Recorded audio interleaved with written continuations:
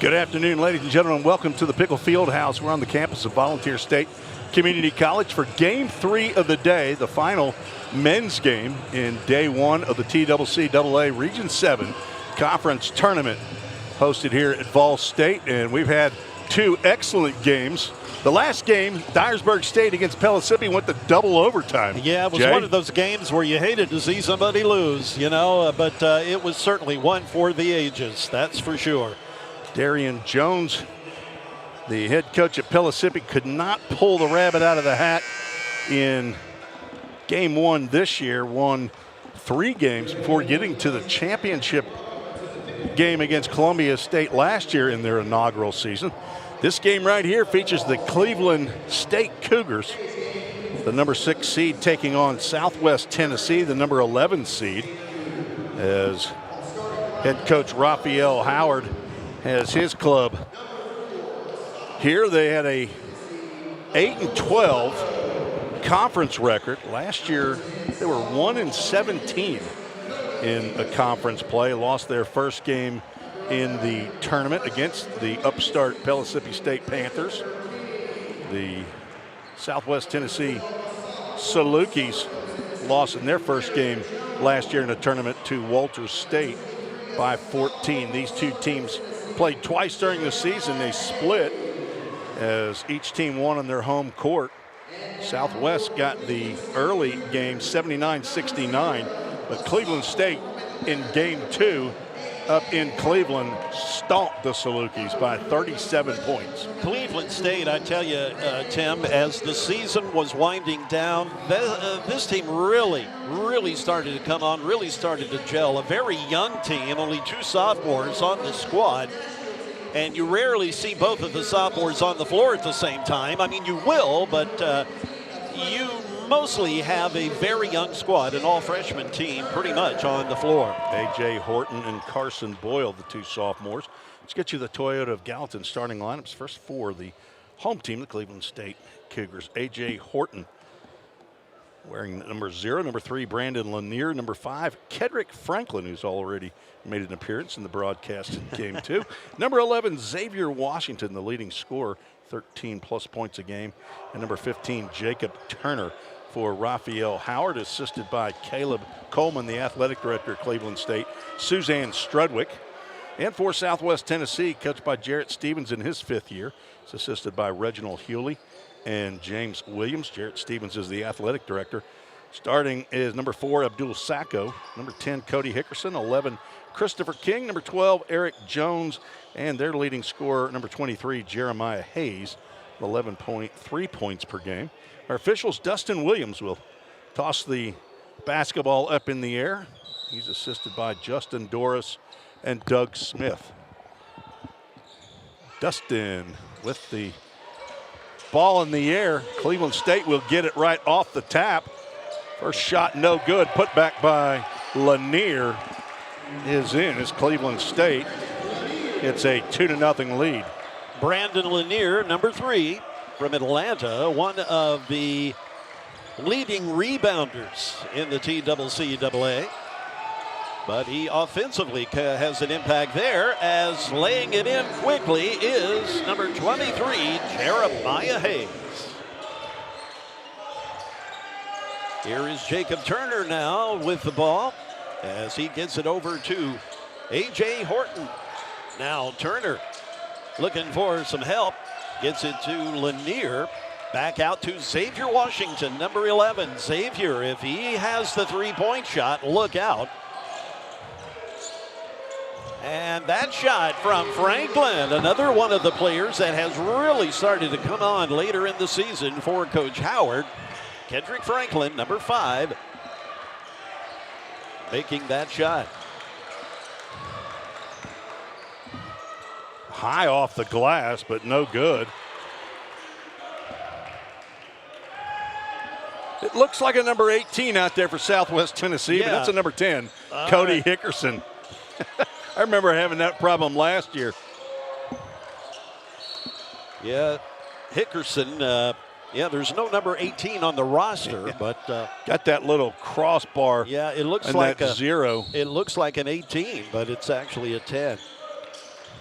3-point shot put up by Washington. Spin move and the extra step or the Euro step there.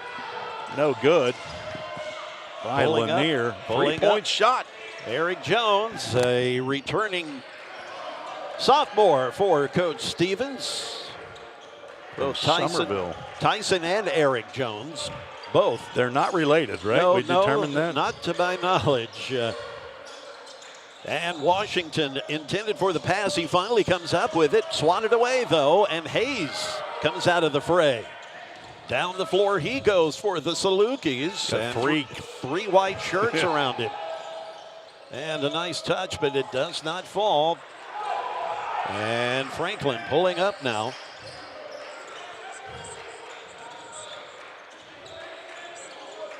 Here is A.J. Horton, one of the, as mentioned, 2 sophomores on the squad. And Brandon Lanier, the 6'8" freshman, lays it in. You get it down there on that block like that, Lanier's going to score 80% of the time, probably. Drifting across now, Chris King. See if they try to get the ball to Sacco. They tried right there, but tapped away. First foul call of the ball game. Abdul Sacco, number 4 for Southwest Tennessee, listed at 6'8". He looks taller than that. Lanier also at 6'8", as listed on both rosters, but you can see Sacco and he standing right next to one another. Sacco looks taller. The inbound making its way to Chris King. Now driving, Miles Hickerson. King now with Franklin there. Lanier came up to help briefly. The pull up from King, not there. And Turner comes up with it for the Cougars. Sacco couldn't get the handle on that one. He had a putback. If he had grabbed that cleanly, Cleveland State with a 4-point lead here early. Turner now pulling up, and the pass over to Franklin. He thought about a 3-pointer, but the athletic move does not result in the shot, but I believe he does draw the foul. Pretty close to being an offensive foul right there as Christopher King looked like he had established almost enough position there, but apparently wasn't there long enough. Here is Franklin's free throw, no good. Sacco will check out, and it's Jonathan Kuzmi. He is listed at 6'7", out of Cleveland, Ohio. An Ohio brethren there for you, Tim. Yeah, he's on the opposite end of the state than where I grew up. He's a Clevelander. I'm a Cincinnatian. Hickerson just weaving through the traffic, can't get the roll. And then knocks the ball out of bounds. I don't know who thought that number 10 looked good that way on that jersey. I'm sorry. That looks like an 8. I'm telling you, I think we went the entire half last year wondering who the hell he was. Yeah, wondering who he was. And the battle for the ball, jump ball call.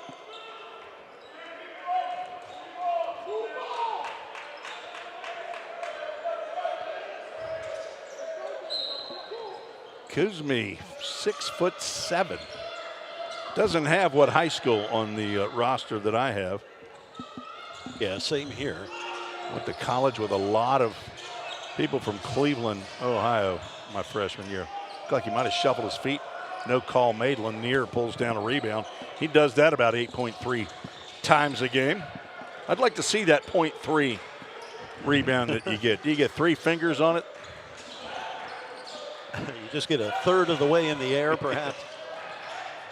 And taking it all the way in, but can't finish, is Turner. He comes up with his own rebound. Gets it to Horton now. And AJ's shot not there. Lanier tried to put it back. And maybe some contact there. Pulling up for the 3-point shot and sinking it. Number 12, that's Eric Jones. Somerville, Tennessee native, a sophomore for Coach Stevens. As the Cougars up by a pair here. Here's Xavier Washington, the lefty. His shot no good.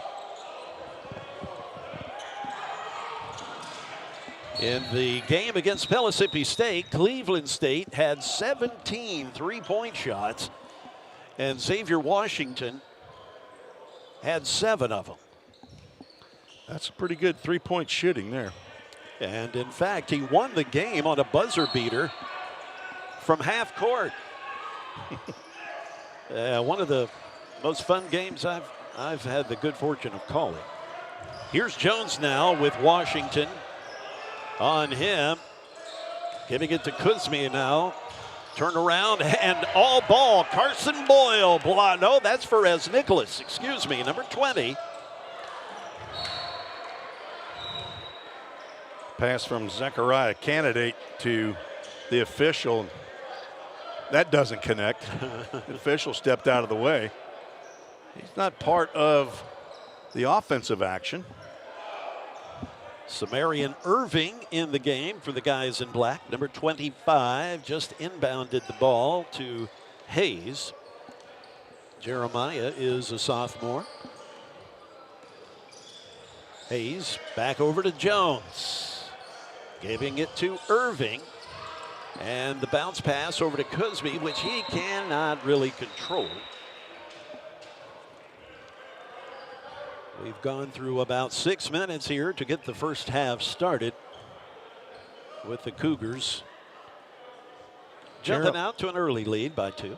Jeremiah Hayes for Cleveland State last year was a second-team all-conference selection. Turner giving it to Nicholas. Yep. Candidate now back over to Ramarian Taylor. Here's Carson Boyle, number 12 in the game now. Taylor gets it to Candidate. Back over to Ramarian. His three-point shot, not there. Candidate rebound. Loses the handle, but comes back up with it, but loses it again for Irving to retrieve. Jeremiah Hayes with Carson Boyle. Kuzmi setting the pick. Hayes, a couple of dribbles, and now we have the jump ball call. Second tie-up here in the first 7 minutes of play.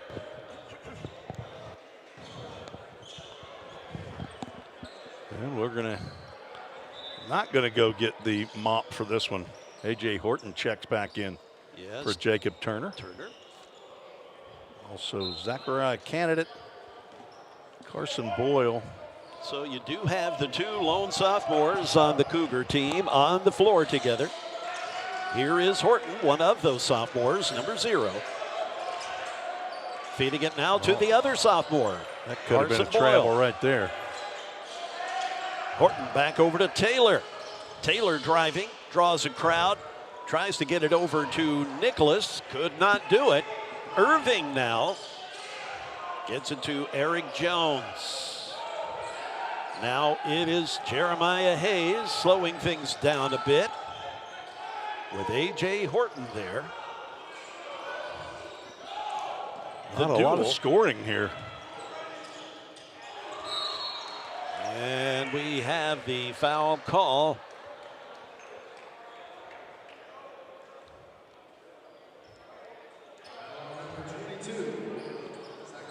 Zechariah Candidate will pick up the personal, his first.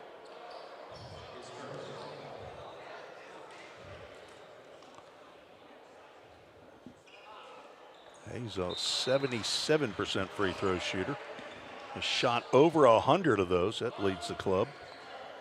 Cashes in on his first.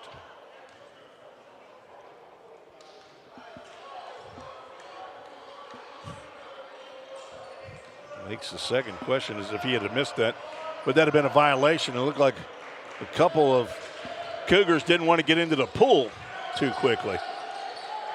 Carson Boyle feeding it to Taylor. Now here is Perez Nicholas. Gets it to Boyle and under the rim lays it in to go up by a pair as Jeremiah Hayes brings it down now. with Taylor trailing it. Holy mackerel. And just getting a little too much air on that pass. And fella in the second row behind the Cougars bench makes a nice grab, but the pass intended for Dominic Taylor. And apparently tipped. I think it must have been deflected. Here's Irving now going baseline, but then giving it back over to Taylor. Kuzmi with a nice footwork right there. Yeah, and Perez Nicholas offering up good defense, but hey, tip your cap to Kuzmi. We're tied up. Yeah, 9, and you know, heck, we're coming up on halfway through the period. And as you said, Tim, low scoring thus far. And there is Nicholas to bang out a three-point shot for the Cougars. Perez Nicholas out of Columbus, Ohio, getting closer to Cincinnati. There we go. State capital for $200, Alec. Finally, a Tyson Jones sighting. He's fouled as he takes his first shot. I always thought he was a very athletic player. Remember him from last year, 6'8" sophomore from Macon, Georgia. To the line goes Tyson Jones. Candidate picks up his second personal foul. He's got 2 of the 3. Tyson has actually grown. He was not 6'8" last year. Again, you know, you at times forget we're talking 18, 19, 20-year-old players. He is long, as they say, though. He's got long arms and he's got bounce. Only averaging 6 points a game, playing in his 27th game of the season. Goes 2 for 2 at the line. Down the floor now comes number 2, Ryan Neal. Neal, the first time we've seen him in the game. He's a freshman from Detroit, Coach Raphael Howard's hometown. And Franklin losing the handle.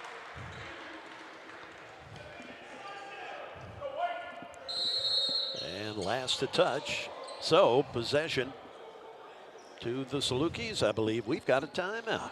We'll have a full timeout. I believe Cleveland State called that, so we'll take it with them.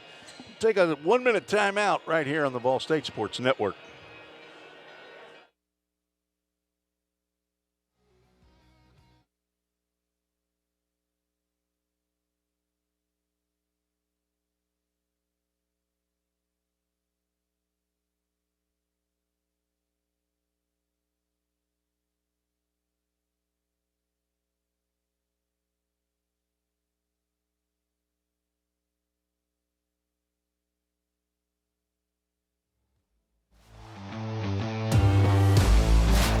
Electronics Professionals is on the rise. Students get to earn a wage and college credit simultaneously via our work-based learning program. Visit volstate.edu to start blazing your pathway now.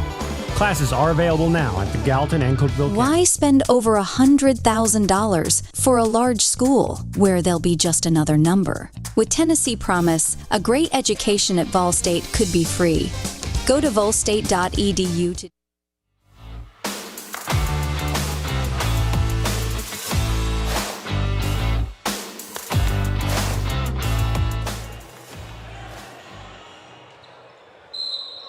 Tim Reese and Jay Harper back on the VolState Sports Network. Cleveland State leading 12-11 over the Salukis. Jeremiah Hayes with the basketball. He is probing and kicks to the corner, and ball's loose now. Hayes finally picks it back up. Big fake, and a shot in the lane is no good, but he draws the foul. That will be called on Kedrick Franklin. His first team foul, or his first foul.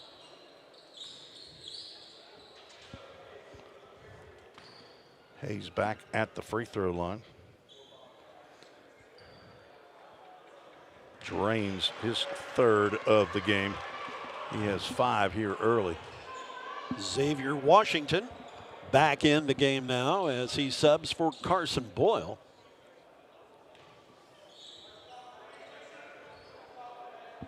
And another nice free throw, nothing but net for Hayes. Southwest with their first lead of the game.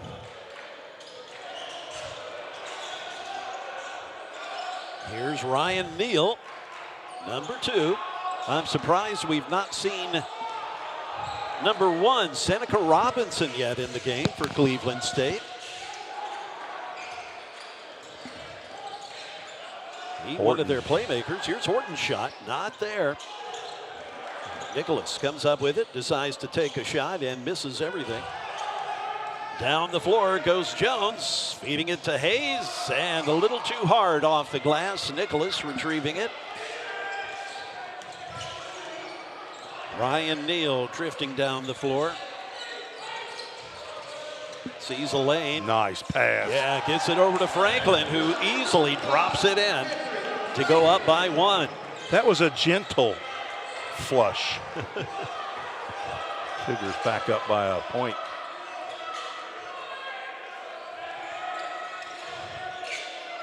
Jones to Jones right there. A couple of players waiting to check in for each team. Hayes gets it to Kuzmi, trying to post up, and that little hook shot finds the bucket to put the Salukis back up by 1. You don't see the big Kareem Abdul-Jabbar hook anymore. You just see the half hook. The sky hook. Xavier, his shot no good. There is Franklin to put it back for the Cougars. He has 7. Back and forth we go here in game number 3 of a 6-game set. Hayes, pull-up jumper, no good. As Ryan Neal drifts down the floor. Now Franklin feeds it off to Xavier Washington. The lefty shot is good. The three-pointer knocked down by Xavier Washington. A 6'4" freshman went to Hillsborough High in Nashville. He's a former Burrow. That's an offensive foul. Dominic Taylor. The international sign of, yeah, you got to be kidding. Yeah, who, me? Yeah. What happened? It wasn't me. And it wasn't. Brandon Lanier, Jacob Turner checking in for the Cougars. Jeremiah Hayes picked up that foul. Blake Garner coming in the game. The first time we've seen Blake. He's a sophomore forward out of Memphis for the Salukis. Number 1 in black. Xavier Washington gets it to Turner. Neal to Lanier. Now back to Jacob. Gets it inside to Neal. The turnaround jumper is good. That puts the Cougars up by 6 now. As down the floor comes Hickerson. And he just runs around everybody. Yeah, nicely I'll take done. it myself, he says. Averages just 9.7 a game. Yeah, just everybody stay where you are. I'll handle it. Franklin over to Neal. And he nice dribbling there. Yeah, evading the defense. And Franklin, one of the players that has really started to come on late in the season, as he buries that shot to put the Cougars up by 7. Hickerson now, and some bumping and grinding, no calls. The contact's there as Neal slips and slides on that floor. Ryan pulling up, slowing things down a bit. Now accelerates, drives to the basket. The left-hand shot doesn't go, but the putback. That is Brandon Lanier. That's another basket that is made when somebody's trying to rebound. Yeah, just the basket. Nice hands there by Xavier Washington to knock it off the leg of Hickerson. Another timeout for Cleveland State. It'll be a 30-second timeout. We'll keep it right here. Then we put the bracket back up for the men's. This is the final game of day one for the men's. Volunteer State won game one this morning, 10 a.m. start, 75-68 over Jackson State, and they win the right to play the number one seed Walter State Senators. Pellissippi State fell to the Dyersburg State Eagles in double overtime, 95-87. And Dyersburg State will take on Columbia State tomorrow at 4 p.m. as 4 games will be played in the men's tournament tomorrow. The ladies will have the day off. And this game will determine who's going to take on the Roan State Raiders at 6 p.m. tomorrow night. Cleveland State, the 6th seed. Southwest Tennessee, the number 11 seed in an 11-team tournament. But I'm going to tell you, Southwest Tennessee is no pushover. No, Coach Stevens' team is going to be. He won't allow it. Not if you're going to play for him. He's an intense coach. Yes, he is. Very nice man. The times that I've had the chance to talk with him. Yeah, Turner having trouble getting across half court, finally gets it to Washington. Yeah, I got to know Coach Stevens on a personal level, doing a handful of coaches shows with him last year. Turner now driving to the bucket. All kinds of there was a lane. hands in there. Yeah, it quickly closed up.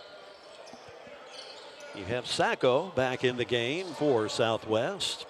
Abdul Sacco, number 4, listed at 6'8". Blake Garner, I believe, picks up that foul.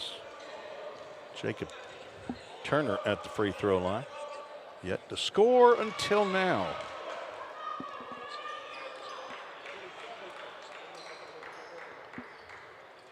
Playing in his 27th game. I'm not even seeing Seneca Robinson on the Cleveland State bench. So we'll have to check with Coach Howard, see what may be up with that. After the missed free throw, Cleveland State has a 10-point lead, trying to add on here against Southwest, and missed. That pass intended for Franklin, yeah, is Franklin. But Garner coming up with it. Here's number 18/10, Hickerson. As he gets it inside to Sacco, it helps to have a 6'8" center. Now, driving to the bucket, King. What a roll. Yeah. What a roll King got there. A low-scoring first half coming up on the 5-minute mark. Franklin. And that was an open lane until it wasn't. Sacco got in there, and he had his shoe pop off his heel. Did Sacco. He might be injured. I think or you think he's just trying to get that? Yeah, the back of his shoe is come off his heel. He needs a retread. Where's the pit man? Yep, he threw a shoe. He needs the pit crew.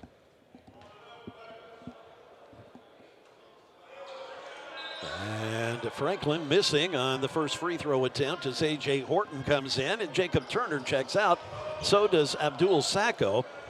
Kuzmi returning to the floor for the Salukis.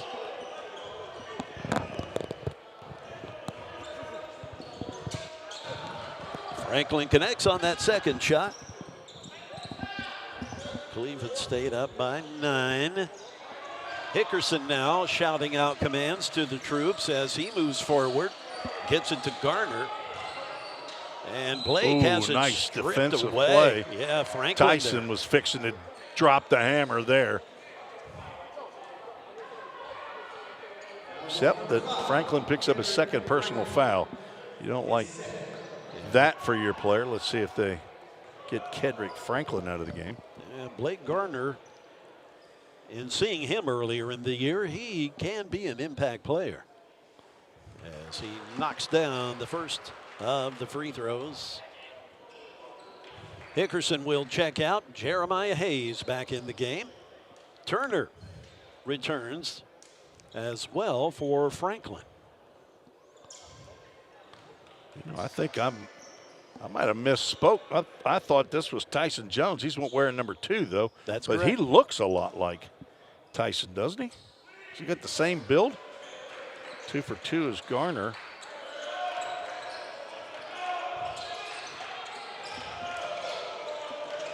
Sometimes you can remember the players by their shoes. That's I admit I've done that as Ramarian Taylor comes in, knocks down a shot for the Cougars.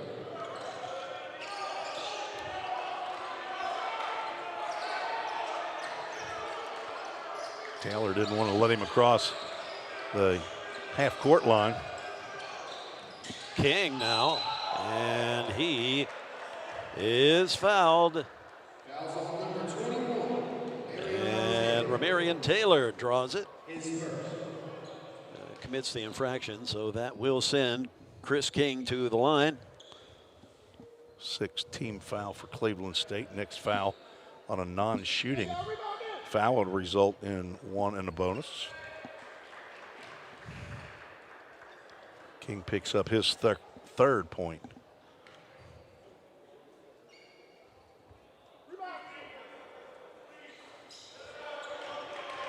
And it's good. Back and forth early, and then Cleveland State moved out to a 4-point lead, then a 6-point lead, had a 10-point lead earlier in the half. Currently at 7. Off of number 21, Ramarian Taylor tried to slap that back to himself, but has it go out of bounds.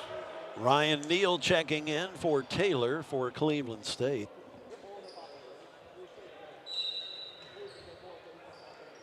The inbound now to Christopher King with Ryan Neal there. We've had teams that run out in the first half to decent-sized leads, and only for the game to get close later on, as Jeremiah Hayes tried to draw the foul. He's trying to get the steal after missing the shot. He was bothered by a couple of Cougars. Ryan Neal brings it down with 3:30 to go. Jacob Turner over to Lanier, now back in Neal's hands. Here's Xavier Washington. Ryan Neal with the 3-point attempt. Not there. Rebound Kuzmi. As Jones gets it now back to King. Some fancy dribbling. Eric Jones now. Back out to Garner. A hop, a skip, a jump. The shot does not go. Lanier with the rebound. Gets it to Turner. And it is swatted away. And out of play. That was one of those easy blocks as Franklin was going. Was it Franklin that? No, I think that was Turner going to the basket. He was stumbling as he was getting to the rim, though. Apparently a clock issues. Official at the scorer's table. 27 on the shot clock.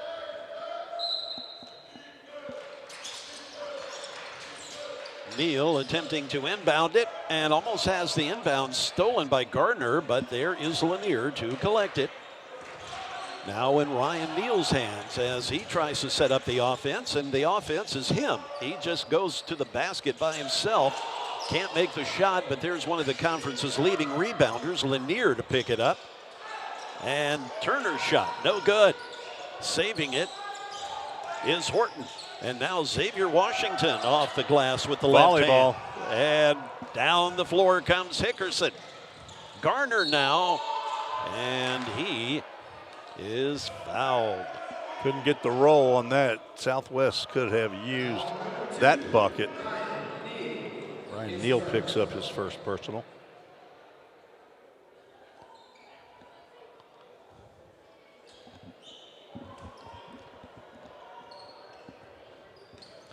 Tried to visit with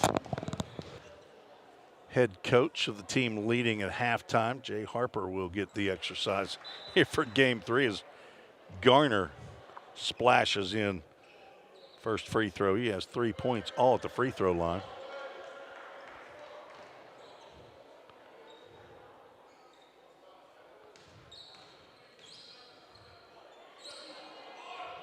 Two for 2. And we'll have a timeout. Head coach Jarrett Stevens will call one of his 5 timeouts, maybe 6 timeouts the men get. It's a full timeout. We'll keep it right here. Tell you about action coming up. The ladies will get underway with their portion of the conference tournament. The women's bracket, Pellissippi State Lady Panthers to take on the Lady Salukis at 4 o'clock. It probably won't happen at 4 o'clock as the double overtime has pushed the games back a bit. Cleveland State women's team will take on VolState, the host Lady Pioneers, at approximately 6 p.m. And the final game of the night, Chattanooga State will play Roan State. That's a 6 versus 11 matchup. Waiting in the wings, number 1 seeded Walters State. And Dyersburg State, Columbia State waiting to see who they're going to play. Sunday, Motlow State and Jackson State. That's a 4-5 matchup. And that is already set in stone.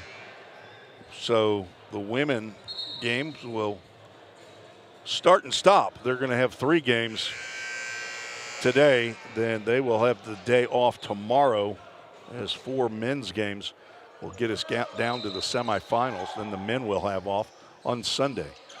Cleveland State with a 5-point lead, having 3/4 court pressure. Neal with the basketball as Southwest Tennessee falls back into their zone.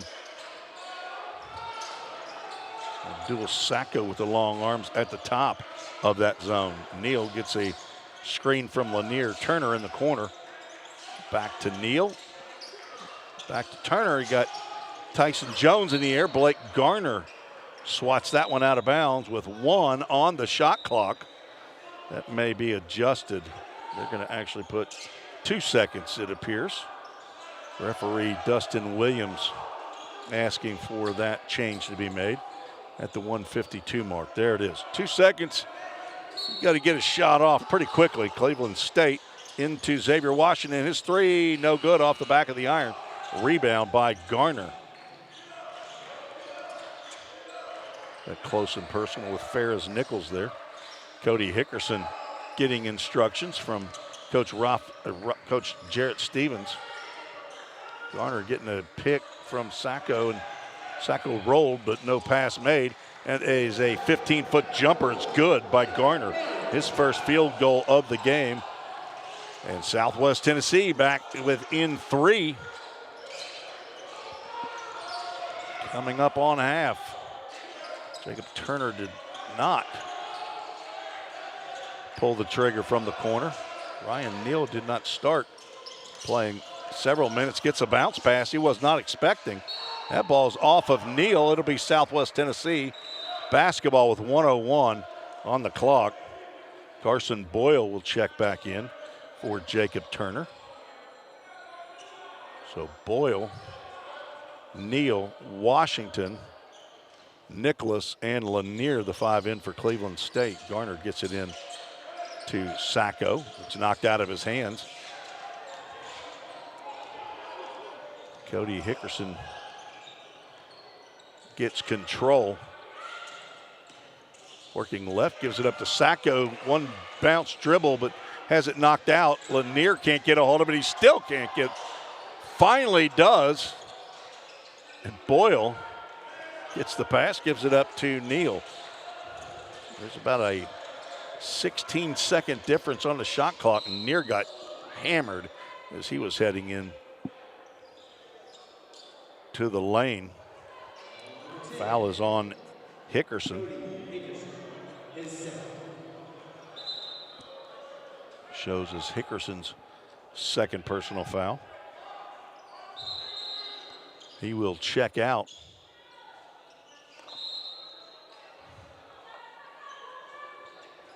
Back in the game, Christopher King, Sacco, Jones, Garner, and Kuzmi. Lanier with the basketball for Cleveland State. The shot clock is not moving. Something's wrong with the shot clock. Now it's off. Kuzmi goes to the rim, gets fouled, no call. The bucket is good. He's got 6 here in the first half. Shot clock off. 5 seconds. Neal drives right down the lane, has the ball knocked away. Blake Garner will not get a shot off. And at halftime, Cleveland State 30, Southwest 29. Jay Harper with Raphael Howard right now.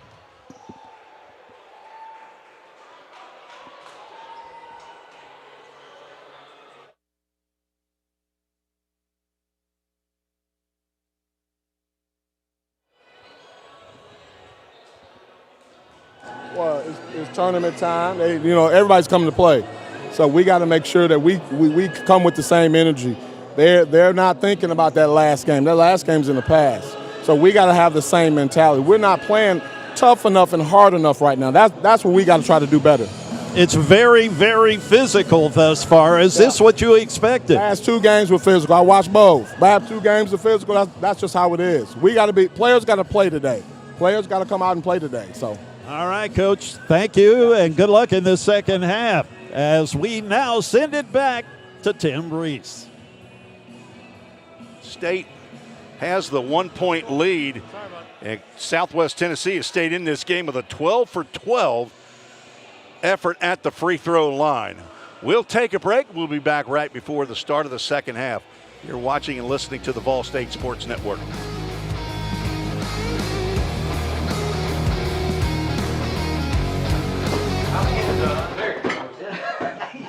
Oh, yeah. Yeah, let's make a record. Y'all ready? The Possum Hunters they were the first band to play the Grand Ole Opry 100 years ago this year. Not only is it the museum's 50th anniversary, but it's the 100th anniversary of the Opry, and the Possum Hunters were the very first band to play the Opry. Not only that, they opened the Opry every single Saturday night from 1925 to around 1938, 1940. They were absolute superstars.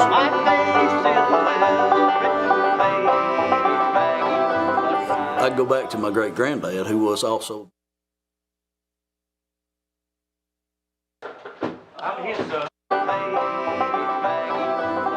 I'd go back to my great-granddad, who was also with the Possum Hunters when his Uncle Monk played for him. My granddad was Martin Presley, George Martin Presley, and they called him Shorty. And if you ever saw a picture of him, he wasn't much bigger than the banjo that he played. But I remember as a little kid sitting around with him. You know, of course, he passed away when I was still young, but I still remember hanging out with him in the yard, and that's all he loved to do. He still, till his old age, till his dying days, that's all he wanted to do was play the banjo. As a matter of fact, that's his banjo back there behind me. We got to play that on this album. Luckily, I put a few things back on it because it was missing a head, and I had to make it playable again. But that's still the original, roughly 130-year-old banjo back there that he learned to play on. My uncle, he tells a story that he was asked to join the Possum Hunters, but he turned them down and suggested that my uncle Monk, as he was known, his name is Noel, that he might want to play with them, and he did. I'm on the board of directors of the Sumner County Museum, and we're having a night at the museum. And this band, this bluegrass band, local bluegrass band, who I'd seen before called the Lugnuts, were playing there that night as entertainment. When you go in the museum, if you look up on the wall, one of the first things you'll see is this massive picture of the Possum Hunters from, the late 20s. The Lugnuts that night were playing underneath the photo of the Possum Hunters playing a Possum Hunter set list. And I'm standing across the room at this point listening, tapping my toe, and it's February. I need a project for the spring semester, and the light bulb went off. It's like, I'm going to record that. I knew it was daunting because I wanted to do a whole album. I jumped right in. I went to the museum and gave them my idea. I said, I can record it in the studio. If everybody's on board, we'll make this record. Museum loved the idea. Then I went to Steve Beischer, head of the department here. So Cole comes with the project, and he says, this would be a great thing to do. And I agreed. I said, this is something that would be great for the school, great for students, and it's a real world thing. I took it to the school and talked to the school about it, and Dr. Tostenson, the president, said it's a cool thing. You know, everybody's agreed that it's a really neat thing because it connects the historical part of it and the student working on projects part of it, and all the stuff that it connects together is, I think, a worthy goal to make it as good as it can be. The students did a good job on the recording. There's probably a lot of students who've never experienced one of those instruments live and in the flesh before. So those instruments were great to have them say, well, here it is. This is what it does. This is what it does. Here's where the sound comes. Here's how it's played. And they can take those techniques sometimes away or put them into a project that they're working on, or say, hey, what if I put a mandolin on my rap track? What's that going to be like? Hey, why not do it? You know, see what happens. I've spent a lot of my career with two phrases, what if and why not. It's like, what if we put a mic up here? Why not? Well, do it. See what it sounds like. If it's good, cool. If it's not, then you don't have to use it. So all of those things apply because as they're learning things, like all these pieces of gear here, until they actually come in and turn the knob, I can talk about what this knob might do all day, but until they actually turn it and go, oh, now I understand. The whole point of the program is to come out with portfolio material, because in the real world, especially on a hands-on or a creative thing like this, like engineering or producing or something, the first thing you'll be asked is, what do you do? And you can say, this is what I do. And since it is a real world project, it's not a theoretical, I did this for a class. It's on the market, it's for sale, my name is on it, you know. Maybe it goes and wins Bluegrass Album of the Year, who knows? Then you have that accolade to your credit. So it's only good things can happen for students.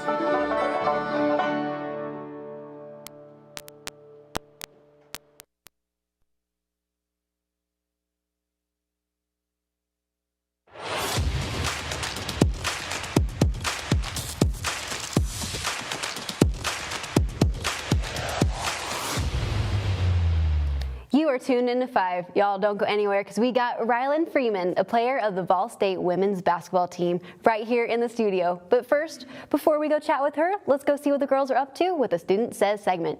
You ready? Let's dive in.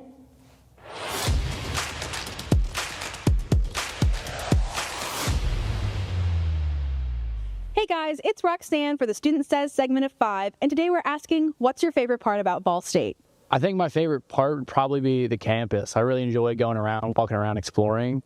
My favorite part of going to VolState is getting to see all my friends on campus. The opportunity and the close-knit community that's around here. Probably the immense support you get from professors. In every class that I've been in so far, a lot of my professors have immediately been like, here's my contact info, here's all this, text me if you need me, and then they actually answer you if you text them.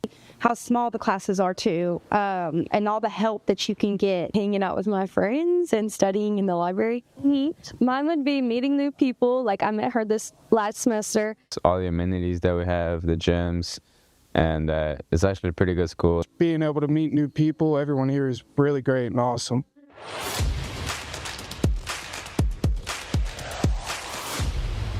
Hey girl, thanks for being with us today. I'm glad to be here. So tell us, the conference is here. You have like 2 games left of the season. How's it going? How are you feeling? I'm a little nervous. Being a sophomore, knowing it's your last little go, it takes a toll because you're you want it to be your best. You want the team to play their best, and you just hope for the best because you don't know how it's going to go. Well, and I know it feels like a lot of pressure because you're the captain, right? Yes, me and Cheyenne Love. Oh goodness, that's awesome. How are you guys liking the roles as a captain? Feel like a lot of pressure, or? It does at times. Sometimes it's hard to be a leader when you aren't doing the expectations that come with that. Sometimes, but I feel like the team listens to us really well, like we're role models, and I just hope that we did a good job. Well, y'all are doing great because you always have the positive spirit, no matter if you win or lose. I could tell you guys just always have so much fun. I know you're saying you love to just blast out music at the end of games. Tell me about that. So, in the locker room, we like to play music, and it's a bunch of different genres and stuff like that because we all have our different styles. Preferably, I like country music. That's crazy to say for a game day, but that's just how I've been since I was in high school. The girls love the upbeat, good dance music, and it just gets the locker room really hype. That's awesome. You always need that upbeat motivation just to get yourself going. I love that. So, okay, you have a game Saturday against, who is it again? VolState. Okay, how are you feeling? The first time we played them, it went pretty well. We didn't have Nay, one of our big scorers, so I think that it will go a lot better, and it'll be really competitive knowing that we'll be seated different depending how this game goes. Yeah, okay, that's exciting. And I heard y'all wearing pink on Saturday, right? Saturday, yes. We're pulling them out. I'm very excited. They're very cute. For breast cancer awareness, right? Yes. I love that y'all are doing that. Okay, one last question before we go. This is such a random question. If you could be a dipping sauce, what sauce would you be? Ranch, 100%. Okay, super easy. Yes, 100%. Awesome. Thanks, girl. That's all we got for you. Thank you. February 28th, Saturday at 12 and 2. Game day. Don't miss it. If you need to make an appointment with advising, go to volstate.edu/advising and click Make Appointment. Come visit the art gallery and check out the Retro 50 Expo by Alan Messer going on until February 27th, where you can check out artists such as Willie Nelson, Alice Cooper, and last but not least, this guy.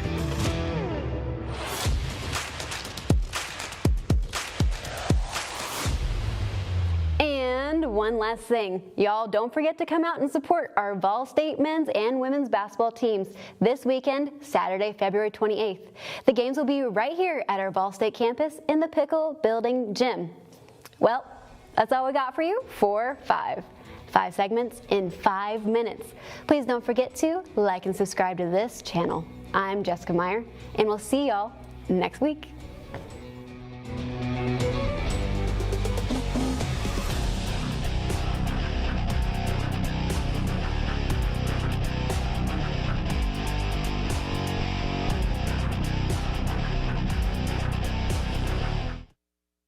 VolState is amazing. Here you'll get a top-notch education with great professors who inspire. And with Tennessee Promise or Reconnect, it could be nearly free. VolState offers small class sizes, 4 convenient campuses, and we are big on experiences. Whether you thrive in the lab, the studio, the field, the classroom, or just enjoy hanging around campus, join the family. Go to volstate.edu to get started. The demand for mechatronics professionals is on the rise. Students get to earn a wage and college credit simultaneously via our work-based learning program. This hands-on experience gives them a competitive edge in the job market. Industries like automotive, aerospace, electronics, healthcare, and even mining rely heavily on these systems. These positions offer competitive salaries and a chance to contribute to the cutting-edge technologies that are shaping the world around us. Join us in pioneering the future of manufacturing through the power of mechatronics. Visit VolState.edu to start blazing your pathway now. Classes are available now. Are you missing out on $400,000? A 2-year degree from VolState can increase your earnings by 17% a year. Discover your true potential in technology, business, healthcare, sciences, or the arts. Find what you've been missing. Find it at VolState.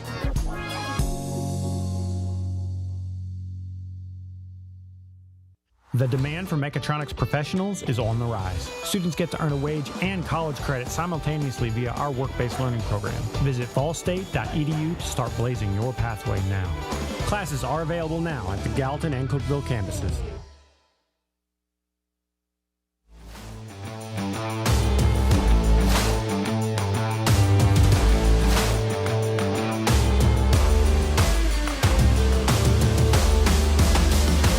Welcome back to the Pickle Fieldhouse. We're on the campus of Volunteer State Community College. We're at halftime of game number 3, the final game of the men's portion of day 1 of the TCCAA Region 7 tournament. Tim Reese and Jay Harper. And Jay, low scoring first half. Yeah, rebounds certainly made a difference for Cleveland State. 25 rebounds to 8 for Southwest, but Southwest at the free throw line, 12 for 12. Hey. Kept them in the game. Absolutely. And leading scorer for either team is Kendrick Franklin with 11 points for the Southwest Tennessee Salukis. Jeremiah Hayes, Jonathan Kusmi, and Blake Garner with 6 apiece. And as you said, 12 for 12 at the free throw line. The Cougars only got to the charity stripe 6 times. And just made half of those at 3 of 6. So Southwest, there at the end of that first half, making a little bit of a run to close the gap to just 1 point as we get underway here in half number 2. This is the 2 o'clock game. Got started a little bit late due to the double overtime victory by Dyersburg State over Pellissippi. Hickerson giving it to Jeremiah Hayes. Hayes played the most minutes of any Saluki in that first half. Over 13 minutes. Here's King now. A nice move, and Brandon Lanier stripping it away for the Cougars. Gets it over now to one of the 2 sophomores, A.J. Horton. Franklin now. And trying to get it to Lanier. Long arms of Abdul Sacco prevented that clear pass. And out of bounds to Southwest Tennessee. They can take the lead with a bucket here. Chris King now being trailed by Franklin. This is the 6 versus 7 matchup. Sorry, the 6 versus 11. And the winner going on to face Rowan State tomorrow. And swatted away. Here is Lanier. A 3-on-1. With Eric Jones there. And he is bumped on his way up to the rim. That's a case of he wanted to score that bucket. He got a 2-on-1. Typically you like to see a pass because you might just get it back. A 68% shooter on the year from the line is Lanier. As he connects there. First free throw attempt by Brandon.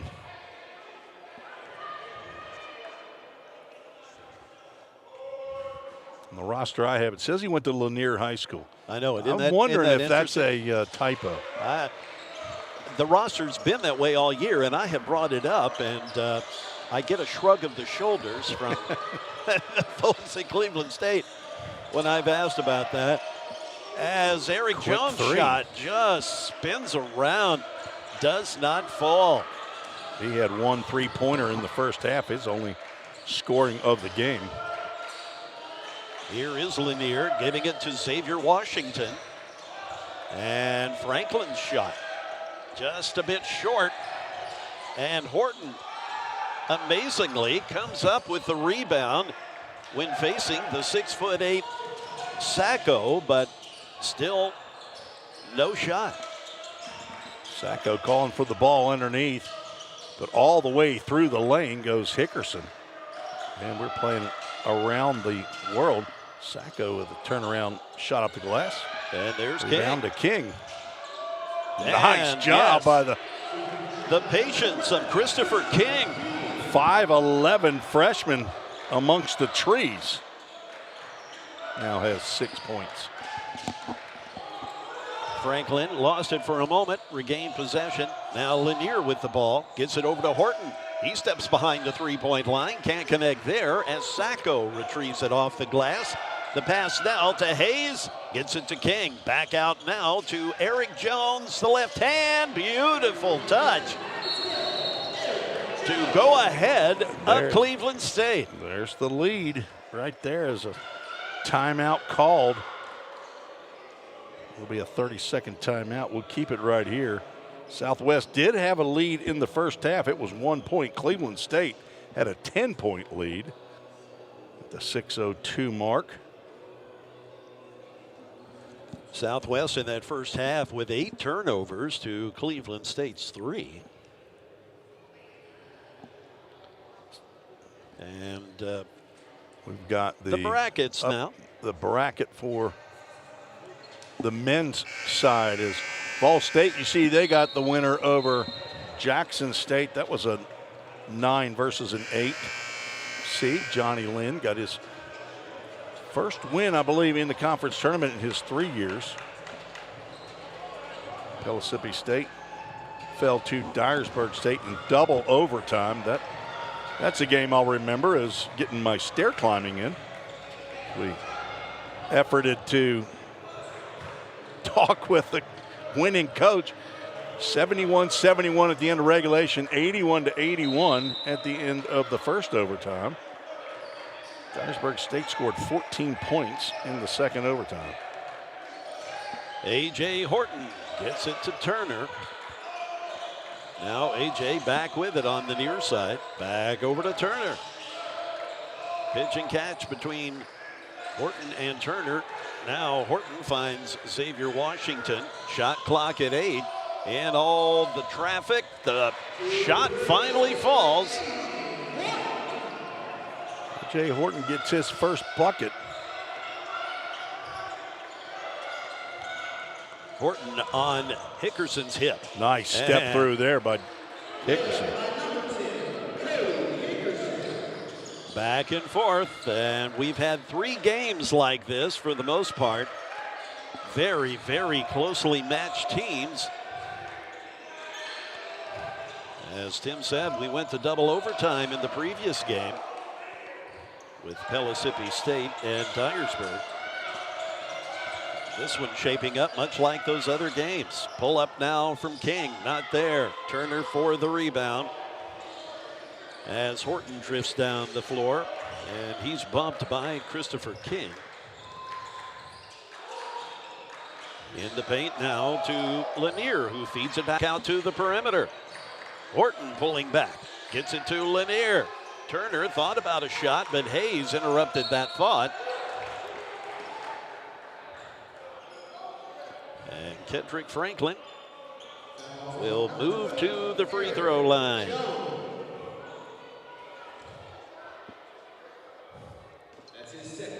Kendrick leading all Cleveland State scorers in that first half with 11 points as he makes the first free throw. It's been a make one, miss one at the free throw line, but what he did in the first half was miss the first one and made the second one. Turn the tables here. He's making the first one, trying to see if he can get 2 in a row. Does not. Now, who jinxes people? Broadcasters do. Jeremiah Hayes met by 2 white shirts. He is able to keep possession. Kuzmi looking for some help, then turns around, tries to lay it in. There's Franklin. with the defensive Better not be rebound. shy getting in that paint there. That's a big boy right there, Kuzmi. Lanier not shrinking violet himself. There was a lot of contact underneath. Lanier listed at 6'8". Here's Franklin, and he slips and slides as King. Thought he had the tie up, but he's going to pick up a personal foul. And he has the incredulous look.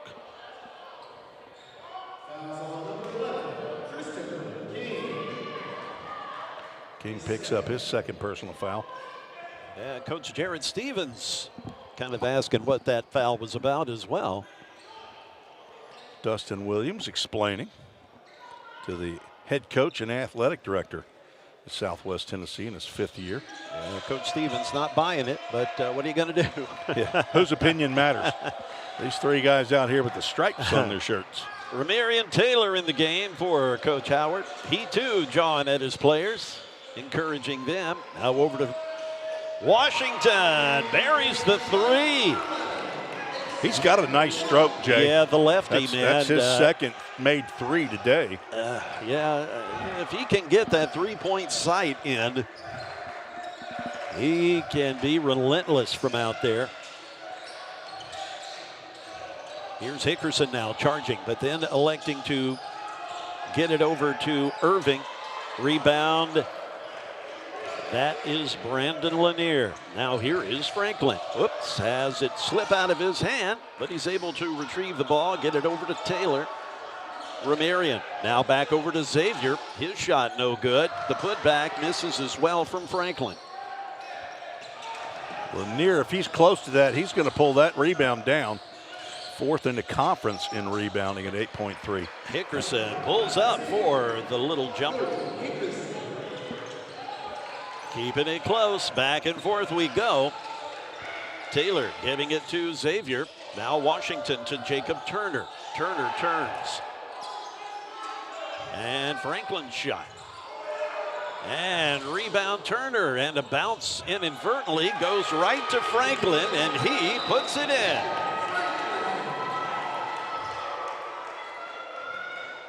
A timeout called.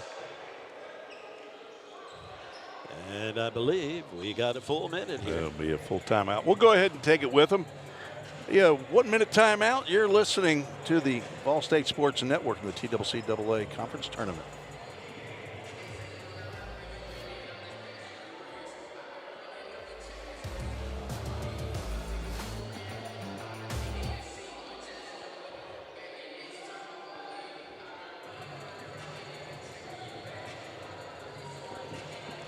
All right, we are going to go ahead and stay right here.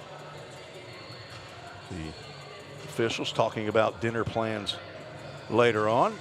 Cleveland State bench, they're trying to see what they can draw up here to defeat Southwest Tennessee. A 37-point victory back on February 21st in Cleveland. Yes, of course. You know, I called that game, Tim, and, you know, it just wasn't Southwest night. And Cleveland State was just really on a roll that evening. I mean, it was kind of a tale of a hot team and a team not so hot. And they collided. And Cleveland State pulling away for a huge victory there. But as I had chatted with Coach Howard at the half, you know, like he said, hey, you know, you don't think about that stuff. This is a new battle, and boy, are they in for one here today, as the close score indicates. Full court pressure by the Cougars. Jeremiah Hayes will handle that, get it across the timeline against Jacob Turner. And batted away, but still keeping possession. Jeremiah Hayes. What an athletic play. That's what he wanted to do the first time before the ball was batted away. Got a second chance at that one. Hayes listed at 6'1", and that's probably stretching it a bit, but he certainly plays large. Hayes, one of those players that can get his shot whenever he wants. 5 for 5 at the free throw stripe today. Ramarian Taylor. 9. Yep, here's Irving chasing Taylor down. Gets it to Washington. with Hickerson there. Xavier from the top of the key.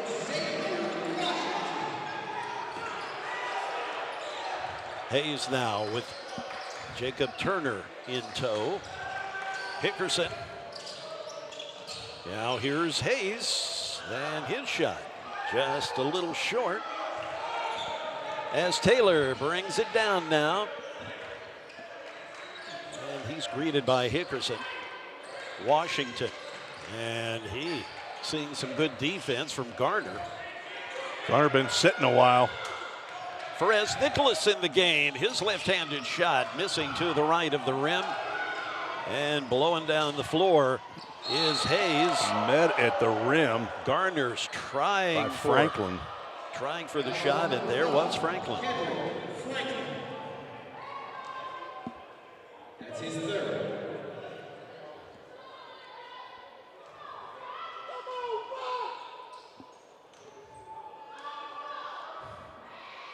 Blake Garner, sophomore from right there in Memphis. His free throw is good.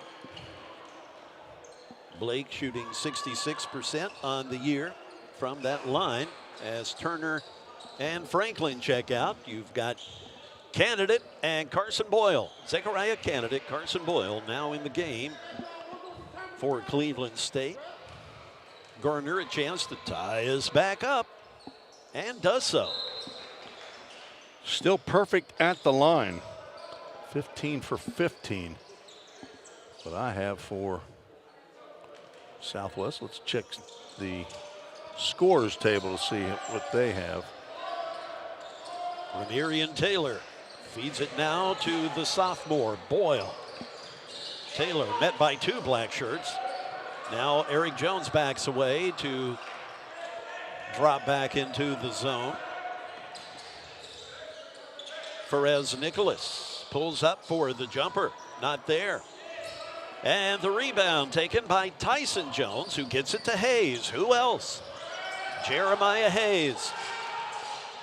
It's obvious their strategy for Coach Stevens, get the ball in Hayes' hands as much as possible. Kuzmi, he up under the rim. And I believe he draws a foul. So Nicholas. Perez Nicholas, number 20, committing his first foul. Kuzmi to the line. That is a big man. Not just tall, but just a very broad young man. He shoots about 56% from the line on the year. Perez Nicholas, he had the foul call, so he'll sit out as Brandon Lanier checks back in. Southwest is the 8th best free throw shooting team.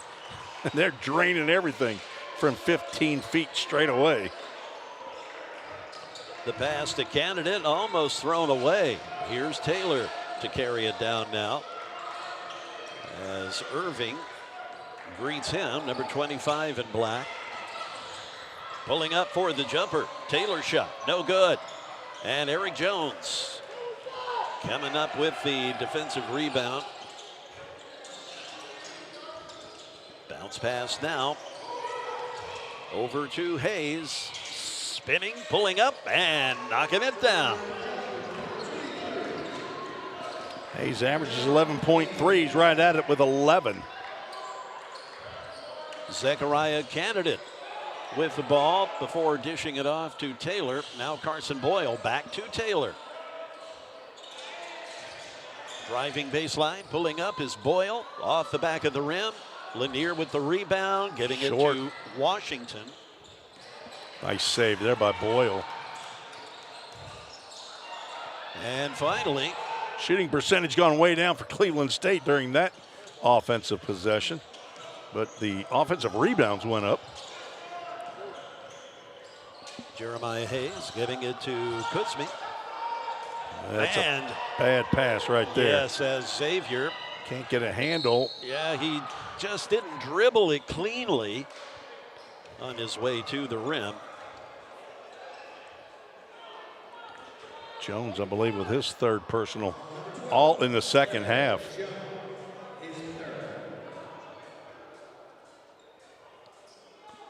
Washington has not been at the free throw line yet. He's the leading scorer for Cleveland State. Just a little over 70% from the free throw stripe. Shot 78 of those, make it 79 on the year. Washington playing in his 26th game.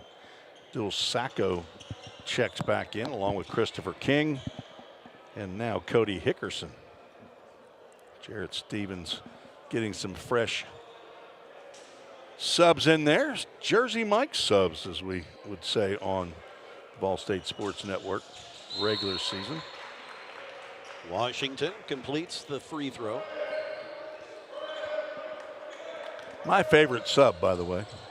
Although I don't know where the food came that Athletic Director Bobby Hudson had sent up here, but we got a nice spread up here in the broadcast area. Appreciate them thinking about us up here. Barry Inslee, our cameraman, he likes a sandwich. Tamira Dreer, our technical director. Pulling up for the jumper is King. It's short. There's a reason it was short. Yeah, I believe. That reason is called Carson Boyle. Yeah, Boyle gets called.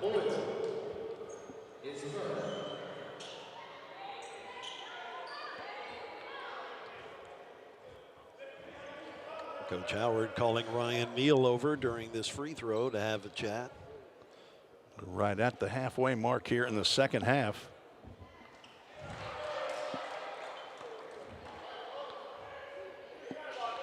King 3 for 3 at the free throw stripe.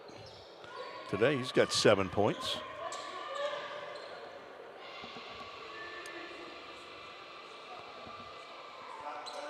Knocks it down. Yeah, they're 100%. Still perfect. Yep, they're 100% average. 7 for 7 in the second half. 12 for 12 in the first half. I wonder if Jared Stevens is at a Southwest Tennessee team have that in a 3/4 of the way through a game. Ryan Neal had to check the back of his head. Yeah, to make see sure if it was still there. Still there. Ramirian Taylor, the head fake, then charges the rim. Some contact, but no whistle. Hayes now pulls up, rattles around, no good. Candidate hauls down the defensive rebound, and Ramirian Taylor carries it down with the Cougars. I think it's time to get the ball to Lanier. What do you say? Let's see if they do. Abdul Sacco guarding him. Lanier's going to try to set a pick. Now he's down on the lower block. Boyle's shot, not there. And that is Tyson Jones that retrieves the rebound, flips it over to Jeremiah Hayes. Hayes now to Hickerson. Scooting past Ryan Neal.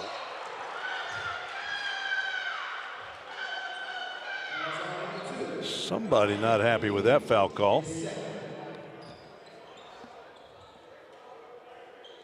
Ryan Neal picks up the foul. Cody Hickerson to the free throw line. He'll try his luck from 15 feet away. 20 for 20. Canada checks out as Perez Nicholas returns to the floor for Cleveland State.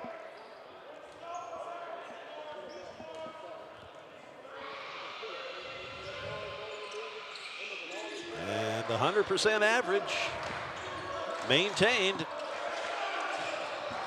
for the 6-point lead. Or the Salukis trying to knock off the number 6 seed Cleveland State Cougars. That would be our third upset of the day in terms of seeding. Christopher King comes up with it, gets it now to Tyson Jones. And he missed it. He tried the jam, and it ricochets right into the hands of Hayes. Tyson gets it back over to Hickerson now. And he took an extra step, it looked like. Well, I think he stepped out anyway. Apparently stepped out, almost looked like he had a hook going on too with his offhand. And he's coming up hobbled. He's going to check out for Eric Jones. He's got 3 fouls. The only player, no, Kedrick Franklin, who has been sitting a while for Cleveland State. Their leading scorer at half. He has 14 for the game. Still the leading scorer. A.J. Horton and Jacob Turner will check in when they get the opportunity, and that is coming. Or maybe, okay. Well, one ref was telling him to stand pat, and the other one saying, come on out. Taylor and Boyle will sit out now as Horton and Turner come to the floor. Dominic Taylor checks in for Southwest. I don't remember him being in the game earlier, but apparently he was. Yeah, he got was. in. Yeah, he was in there earlier. For a bit. There's Kedrick Franklin coming to the scorer's table. Under 8 minutes to go. Lanier trying to get position on Sacco again. Taylor to Horton. A.J. pulling up and making the shot. A much needed shot for Cleveland State, as they have full court pressure. Gone a little cold here with this pressure that Coach Stevens and the Salukis have put together. Still anybody's game, though. 4-point differential. Hayes is going to go back to the line. It's going to be on Turner. His first personal foul on my score sheet and on the Toyota of Gallatin scoreboard.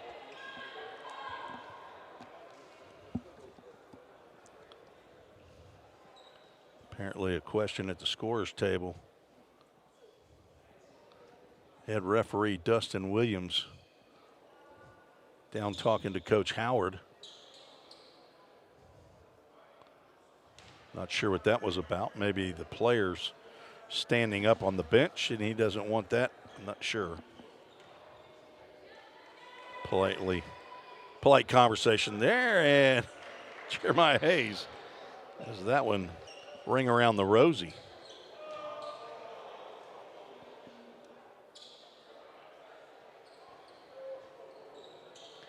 Franklin checks in for Lanier.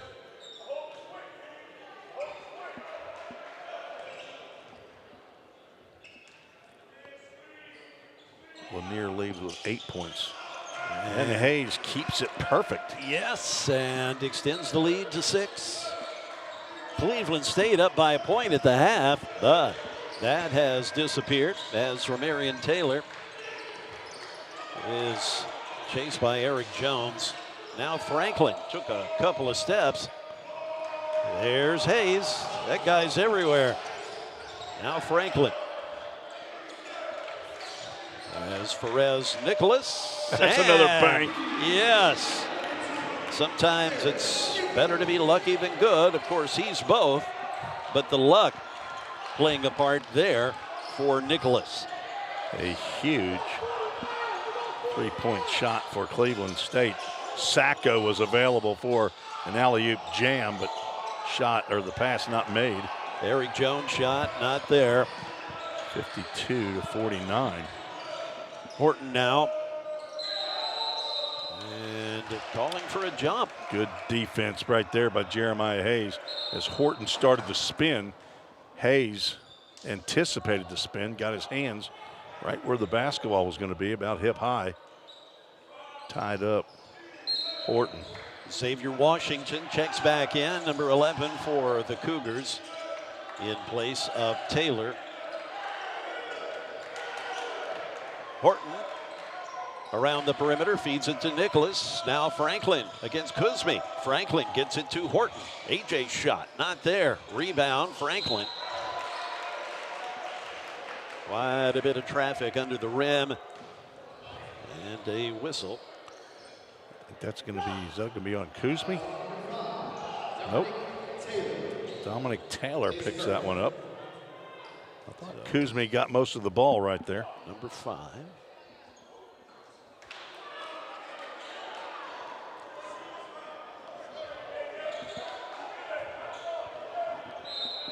Big free throws right here for Cleveland State. They shoot free throws at just under 70%. I said earlier, Southwest 8th in the league, 65. Franklin gets that one to go. He has been 50%. He is 4 for 8. Dominic Taylor with Xavier Washington on his heels as they move down the floor. And Washington stealing, and the basketball wedge itself between the rim and the glass. Probably a good foul right there by Hayes. Washington was right at the rim. He just had to go off the glass on his left hand, left side. So an opportunity to tie once again.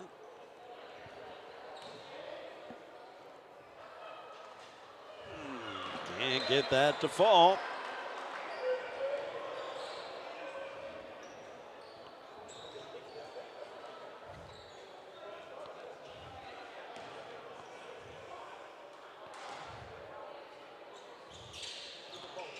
He missed 2. Yep, can't connect on either one. Pressure. Sacco comes up with it. Now it's Hickerson. Backing down the floor with Turner there. Gets it to Garner. And now he'll send Southwest Tennessee back to the free throw line. Jacob Turner picks that foul up, and fouls are mounting.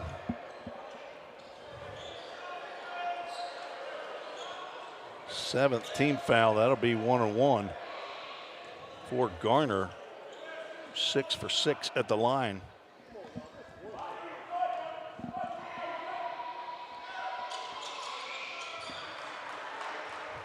Perfection continues for the Salukis, trying to knock off the Cougars.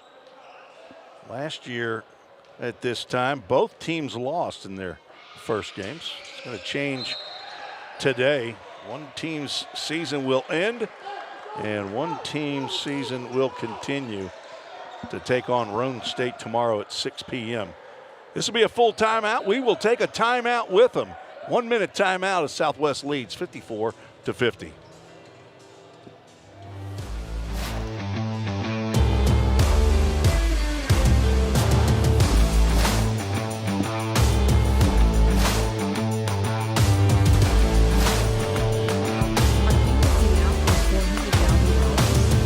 A 2-year degree from VolState can increase your earnings by 17% a year.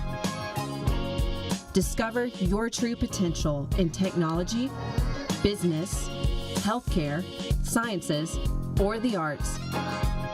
Find what you've been missing. Find it at VolState.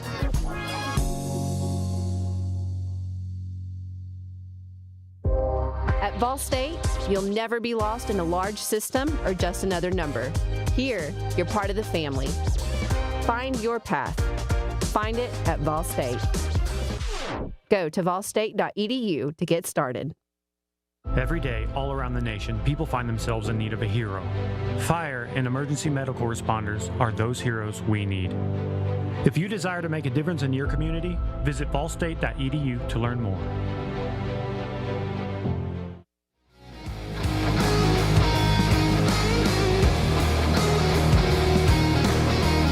With the basketball. Down by 4. Jacob Turner passes up the shot in the corner. A.J. Horton over to the left-handed shooting Xavier Washington. Zone defense by Southwest, 5 on the shot clock. Horton drives right into the lane and gets the teardrop to fall. 6 points all in the second half. Up court pass to Sacco. He catches and off the glass, can't get it to go. Gets the rebound and back. The second chance proves fruitful to extend the lead back to 4. That is Sacco's first bucket of the game.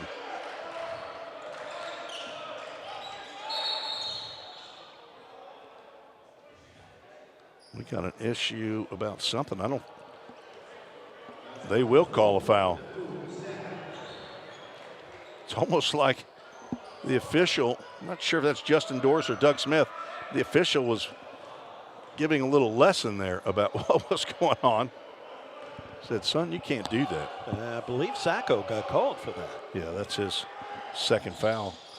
Nicholas, as well as Cleveland State, or as Southwest Tennessee is shooting free throws, Cleveland State is not. Cleveland State picks up the foul after that one in the bonus. Missed shot. That'll be Turner's third. Brandon Lanier returning to the floor as Perez Nicholas checks out for Cleveland State. As Tyson Jones to the line.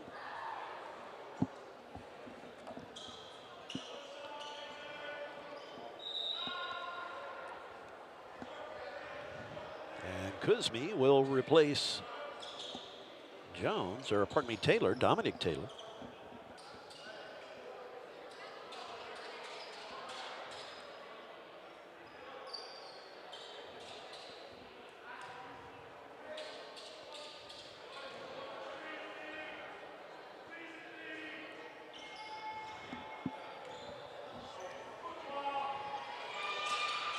Jones. He is congratulating himself. He didn't have a lot of confidence in that stroke right there. Hit 2 out of 2 in the first half. Trying to go 2 for 2 at the line here, and he does. This might be the best free throw shooting I've seen. 27 for 27, I think now. It makes you wonder what the record is for the conference tournament in that category. Washington can't control the basketball. It's another butterball right there as head coach Jarrett Stevens going offense for defense, looks like. He's asking Blake Garner to come out. Jeremiah Hayes now in the game. He's got a couple of fouls. Each team has 8. With regard to the bonus. Cody Hickerson with A.J. Horton on him. Southwest with a 6-point lead, trying to extend that. Horton all over Hickerson. Gives it up to Sacco, and he takes a shot. I don't think that's his shot. From 16 feet in the right elbow, and it comes up short. Cleveland State with a basketball coming up on the 4-minute mark. Sacco way out top on this 1-2-2 zone. Jacob Turner, he's going to take a shot from the corner, and he hits it for 3. Raphael Howard calls a timeout as first 3 of the game by Jacob Turner. That's only his 4th point as he draws the Cougars back to within 3. We'll keep it right here as a full timeout is called. Southwest now with 3 timeouts left. Cleveland State with 2. Possession arrow to Southwest. Is 3:52 on the clock. Things will slow down after this game right here. The women will take the court. Things don't move quite as fast in the women's game, but there are some really good teams. Walter State, of course, Lady Senators will not play today, and they get to wait all the way till Sunday as the #1 seed. They are ranked 4th in the country, the Lady Senators. They've got a pretty darn good sports program over there at Walter State. But the first game of the evening at 4 o'clock, we're following this game, Pellissippi State Lady Panthers against the women's team at Southwest, the Lady Salukis. The queen of the conference, Andrea Martre, head coach. I believe it's her 30th year. You are correct. At the helm of Southwest Tennessee. As you see Southwest ladies standing by. 3:52 to go.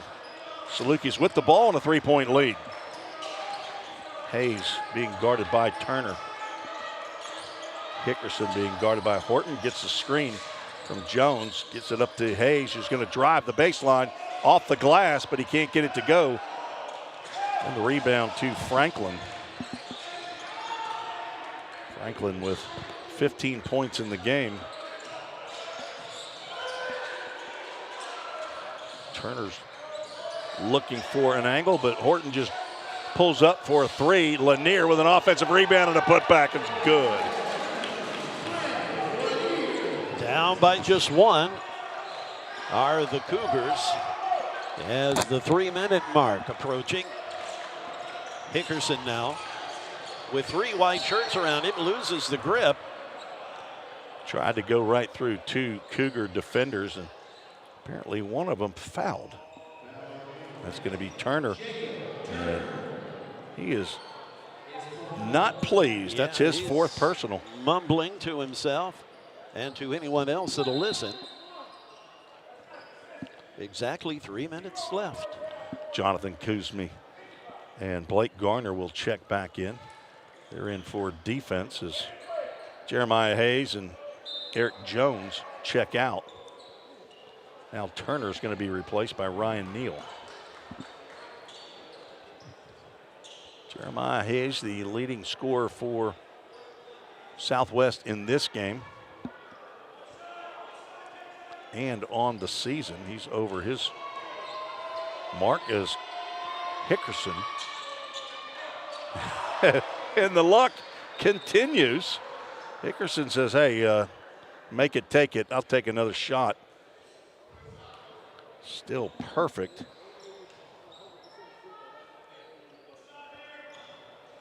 (16 for 16 in the second half.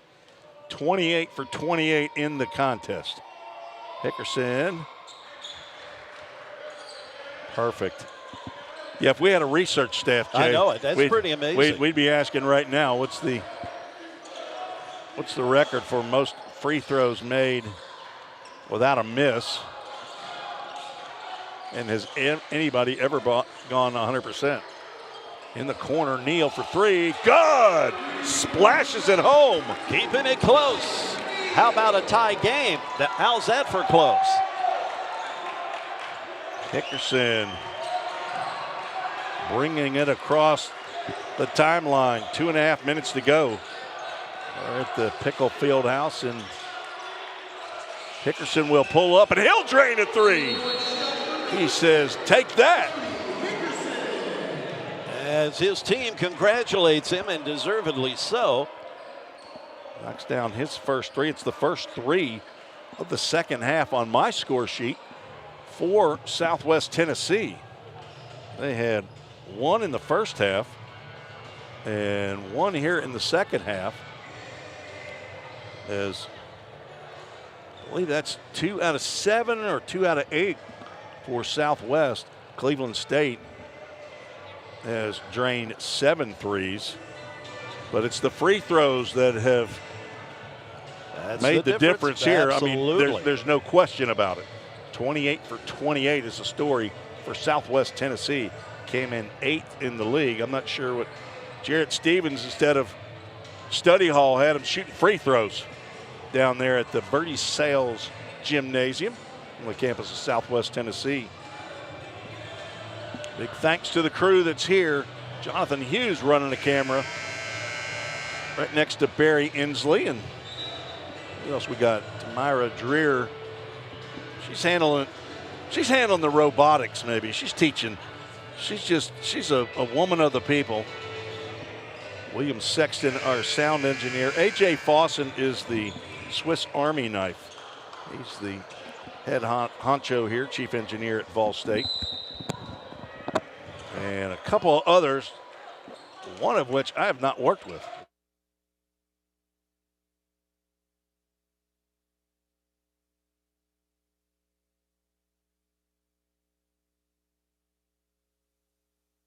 Right now, no idea who that's going to be. A.J. Horton has the ball knocked away on the floor and throws it away. He throws it to Blake Garner, who's trying to call a timeout. Tyson Jones on the court trying to throw it to Blake Garner. So miscommunication there as no timeout is called. Cleveland State will get a fresh 20 on the shot clock. And they'll get Mr. Mop out again. Nope, this time they'll get the towel. Tyson Jones being asked to clean up his own sweat off the floor. 63-60, Southwest Tennessee with the lead.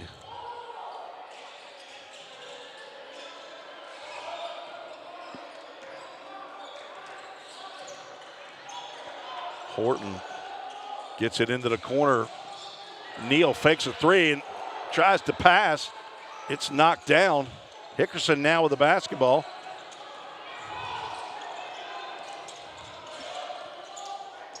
Washington chasing him all over the court. Coach Stevens says just hang on right here. Dribble the clock down. 1:20 to go on the game clock. 6 on the shot clock. Hickerson almost drags the foot. Garner gets inside the lane. His shot no good, and the shot clock goes off. That'll be a turnover to Cleveland State. Trails by 3, 1:09 on the clock. Southwest Tennessee won 4 games in conference, 8 overall, trying to get a victory here in game 1 of the conference tournament. Over Cleveland State, they split their 2 games in the regular season. We already had 1 double overtime game. Horton gets into the lane and gets the shot to go. He has 8 in the half. Southwest leads by 1. We'll see if the Cougars just play strong defense here. They're not going to try to foul. It probably wouldn't be a good idea. Southwest has not missed a free throw yet. Hickerson, his jumper no good. Rebound to Lanier. And the foul is going to be called on Tyson Jones as he's reaching in, trying to tie up Brandon Lanier. Jones picks up the reach in, his first personal foul. Both teams now 9 personal, so Lanier's going to go to the free throw line for 1 of the bonus. Jacob Turner, Kedrick Franklin, Brandon Lanier, Xavier Washington, A.J. Horton, the 5 in for Cleveland State. Christopher King, Abdul Sacco, Jeremiah Hayes, Cody Hickerson, and I believe that is Eric Jones as Lanier hits the first. He's 3 for 3 at the free throw line. 34.5 seconds to go. 30 on the shot clock. Lanier's next is short. Rebound to Franklin, and it's good. Cleveland State now up 65-63. Big offensive rebound by Kedrick Franklin as Cleveland State has just snatched the lead away from Southwest Tennessee with a 3-point possession. And a timeout is called with 33.4 on the clock. And this has been back and forth just like the earlier 2 games. Volunteer State with a 7-point victory, but Jackson State had a 10-point lead in the first half of our game 1 at 10 a.m. Pellissippi State and Dyersburg State battled back and forth, got into double overtime before the Eagles got the 8-point victory, and this game is still in doubt, 65-63, as the Lady Panthers, the number 8 seed in the women's tournament, awaits their game with the Lady Salukis of Southwest Tennessee. 6 games today on the VolState Sports Network. 4 tomorrow, that'll be all men's action. 4 on Sunday, women's action. Then we get back to the co-ed portion of the tournament on Monday with 4 more games. Those are 2 each semifinals. And then the finals on Tuesday. We'll carry it right here, the VolState Sports Network, for the next 3 games. The first game is at noon, so noon, 2, 4, and 6. The games are scheduled. Southwest Tennessee down by 2 with the basketball. Full court pressure by the Cougars. That's Cody Hickerson with the basketball, the red shoes. Looking for Jeremiah Hayes, who has a lane. Tries to back in, he's double teamed, gets a shot off and up and in. Jeremiah Hayes with a clutch bucket and a timeout called. 18.5 on the game clock. No more shot clock. Jarrett Stevens, the Southwest Tennessee coach, called the timeout. Of course, the clock stops with a made basket under a minute, college basketball. So he wasn't trying to stop the clock. I think he was trying to set up his defense. As Christopher King goes to the scorer's table to check in. Do want to thank the scorer's table folks who are doing the live stats today. Buddy of mine, Ken Stegall, one of the owners of that company, and they do a great job in about any college sport around, from wrestling to softball to baseball. And this is at least the second year in a row that they've done the TCCAA conference tournament. They did the conference baseball and softball tournament last year over at Chattanooga State. That tournament will be held at Columbia State this year. Katie Willingham, the athletic director, does a great job at Columbia State. And I'm going to tell you, it's a big effort for the athletic department to put on a tournament like this. Here we go. Cleveland State with the basketball. All tied up. A.J. Horton directing traffic. A zone defense by Southwest. Who's going to take the shot? A.J. Horton fakes right. He's going to give it up to Washington for 3. No good. It's short. And we're going to go to overtime. Barry Inslee says, yes, overtime. Our second straight game of overtime as we're tied at 65 apiece. Still perfect at the free throw line. Amazingly, 29 of 29, Southwest Tennessee. Cleveland State 10 of 19 at the free throw stripe. They've made 7 3-pointers to Southwest 2.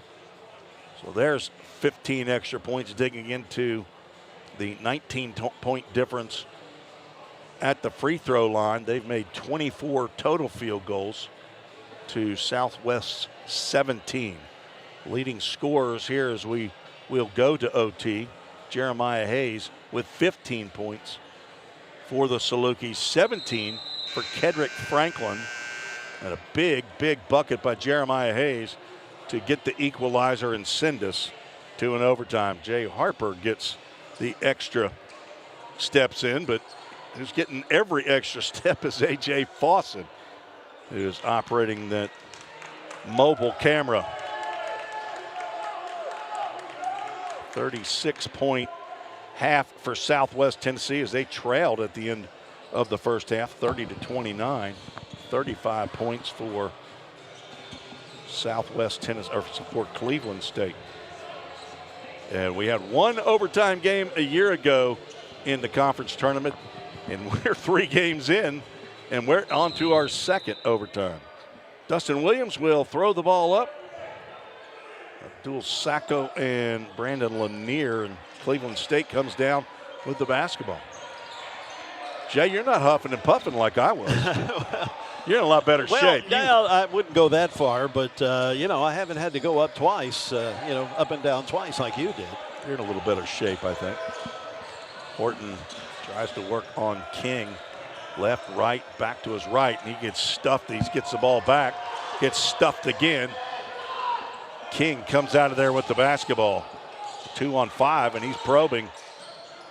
Kicks it out to Hickerson, who will retreat and have the offense set up. Hayes looking for a pick directing traffic. Gets it into the corner. Hickerson fakes right, drives the baseline, meets resistance, gets it to the corner. Eric Jones for 3. Yeah, that was a beautiful pass around the defense. And Jones buries it from the far corner at 4 minutes left in this overtime period. Xavier Washington finds Franklin, now to Turner. A.J. Horton. A.J. to Franklin. Franklin goes baseline, takes the little jumper, not there. We got a shoulder from Hayes. Turner gets a loose ball. Now Franklin trying to find somebody in a white jersey. And Lanier in a white jersey came up with it. Now Franklin. There's no room to move out there. Great defense from this Southwest Tennessee team. Even though Cleveland State currently has the height advantage on the floor, not by much with Sacco out there. Franklin's three-point attempt was short. You get late in a game like this and your legs start to go and that jump shot falls short, and another attempted three by Eric Jones. That might have been a deadly shot right there if the Salukis could have got that to go, but Cleveland State comes out of there with the basketball. Down by 3. Being ahead by 6 at this juncture in an overtime period, not favorable to Cleveland State, as Xavier Washington's shot off the mark, rebound Sacco. So another stop for this Southwest Tennessee team as they're up by 3. Sacco's 8th rebound of the game. Jeremiah Hayes takes a shot and buries it. That puts them up by 5 with 2:15 to go. Cleveland State, they need a bucket. Pulling up is Horton. And there was Lanier. How many times has Brandon Lanier done that today? He just gets really good positioning. That was rebound number 13 of the game. He'll go to the free throw line as Eric Jones picks up his 4th personal. In the worst foul trouble for Southwest, Christopher King has 3. And Lanier puts them a little closer with 2 minutes to play. We think. We had a double overtime the last game.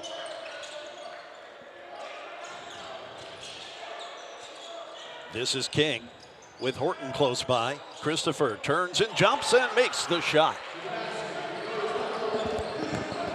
10 points for Christopher King. Jay Harper will head back down as we are on the 2nd level. Left-hand shot no good. Lanier gets his own rebound out to Horton. Fakes the pass. He's going to drive in and get the underhand scoop layup off the glass, and good. A.J. Horton with the field goal. Southwest leads 72-70 as Cleveland State calls a 30-second timeout. Officials over there talking to Southwest Tennessee to say, hey, you got to get those guys to stand up. Not allowed to sit down during a 30-second timeout. You can during a full timeout, which is 1 minute in length. 1:20 to go here in the first overtime between Cleveland State, the number 6 seed, and the Southwest Tennessee Salukis, the 11 seed. Walter State lost 1 game all year. That was to Motlow State. Columbia State, the number 2 seed. Roane State, the number 3 seed. Roane State, the only team right now that's not sure who they're going to play. They're going to play the winner of this game tomorrow at 6 p.m. Full court pressure by Cleveland State. It's man-to-man, not a trapping situation. So Hickerson gets it across the timeline. Again, if you're just joining us, Southwest Tennessee has not missed a free throw in this game. They are, I believe, 29 for 29 as Hayes nearly lost it.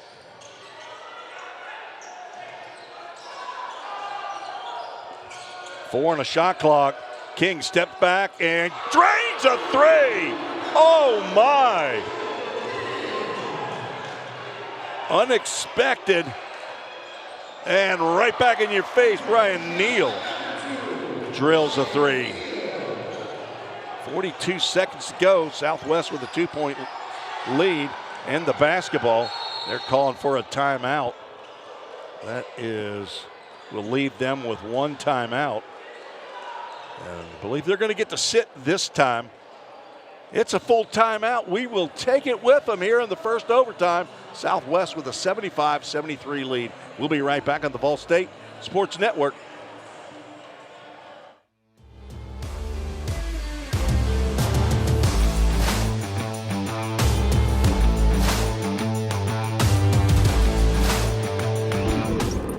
All working in the cloud. But what really is the cloud? If you start pulling back the clouds themselves, you find out it's an infrastructure. Computer science is really computer engineering. Right now, Middle Tennessee is quickly becoming a growing tech hub with several IT companies that are looking for skilled workers. if you're pursuing the CIT program at VolState, you're preparing yourself to fill those positions. Back on the VolState Sports Network with a host of help here on the broadcast team, trying to bring you the best production that has ever been made at the TCCAA Conference Basketball Tournament. Big shout out to A.J. Fawson and his now marketing department for their assistance on gathering students and personnel for this broadcast: camera operators, sound engineers, technical directors, robotics operators, people on top of each other here on the mezzanine in the second floor. 33 seconds ago, Southwest Tennessee with the basketball and a 2-point lead. Hickerson being guarded by Xavier Washington. Will try the left side, getting a screen from King. Hickerson driving 5 on the shot clock. Eric Jones for another 3, and he drains it. Eric Jones. And the final timeout taken by Jarrett Stevens. How large has Eric Jones? Got 2 big threes here in overtime. The Salukis had 2 3-point made field goals in the regulation time and have hit 3 threes here in the overtime. 78-73, 15.7 seconds on the game clock. And Cleveland State, in women's basketball, if you had a full timeout, you could advance the ball to across half court. That option is not available in men's basketball. So there are a few nuances, differences in women's basketball, which would be quite helpful right now for Raphael Howard and the Cleveland State Cougars, but they have to go the length of the court. I believe it's about 94 feet. Didn't get the tape measure out, but that's what I've heard in the past. They've got to go a long way. And they will have the basketball, but Southwest Tennessee calls a timeout so they can set up the defense. They are out of timeouts. I believe they got an extra one as you go into an overtime period. 5-point lead. Washington with the basketball. 3/4 court pressure by the Salukis. Horton gives it up to Washington. He's going to pop for 3. Good! Xavier Washington. And Cleveland State will call their final timeout. That was a clutch 3 by Xavier Washington.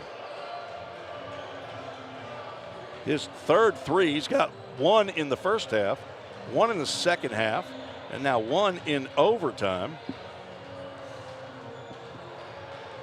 Xavier, the left-handed pure shot. He's from right around the area. He's a former Hillsboro Borough from Nashville, Tennessee, 6'4", freshman for Coach Raphael Howard. Washington now with 13. 6.6 on the clock. Southwest Tennessee has the possession arrow in their favor. If you're looking for the possession arrow on the scorers table, there's apparently a problem with the lights on that are in front of the scorekeeper or the clock operators, Ty and Les, handling the scoreboard there. Kason Hollingsworth, his first day on the job as a public address announcer. He is doing a great job. He's a second-year student, sophomore here in broadcasting. I think he started in accounting last year. Got a case of the broadcast fever last year as a play-by-play and color commentator. Back again for year 2, changed his major. Southwest Tennessee with the basketball, getting into Cody Hickerson. And there's going to be, let's see if Washington is called an intentional foul. He just reached out and grabbed Hickerson. I don't see how you can not call that an intentional foul. Hickerson is not happy about it, but they don't call that. Washington nearly a huge mistake. Hickerson at the free throw line, where he, along with his teammates, have been perfect. And he stays perfect. Cody Hickerson's 14th point. 5 for 5 at the free throw line. As we have subs coming in for the Salukis with a 3-point lead. This free throw right here, a huge, huge shot. 30 for 30. Can they go 31 for 31? Hickerson splashes it home. Hickerson will check out. This is going to have to be actually probably needs to be a long pass down to get a quick shot. You don't need a 3, you need a quick 2. Washington up to Franklin, his 3 attempt, no good. Southwest Tennessee gets the victory. Final score in overtime, 80-76. That is the 3rd upset of the day. The lower seed, or the visitors, get the win as Jay Harper will work to meet with head coach Jarrett Stevens. As Jay's with coach now. Go ahead, Jay, take it away.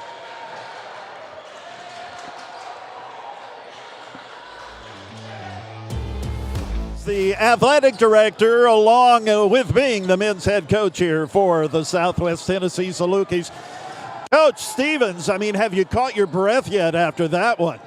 Exciting game, man. There's always a battle with Cleveland State. Really great coach. We always usually split. It's a heck of a game. Our guys made a lot of mistakes, but they made a lot of great plays as well. You may not be aware of this, but I believe, if I have my numbers right, your guys did not miss a free throw. I think you went 32 for 32. Have you ever heard of that type of free throw shooting performance? Not in the real world. Well, not in the real world. We work on it, and it's been one of our Achilles heels all year. We've really been emphasizing it a lot this year, these last few days. So I'm proud of them. Well, you should be, man. You've got Rowan State tomorrow. Are you ready? We will be. All right. Thank you, Coach, and congratulations. Good to see you, Jarrett. All right. We're going to send it now back to Tim Reese. As the Salukis live to see another day, they will take on the Rowan State Raiders tomorrow at 6 p.m.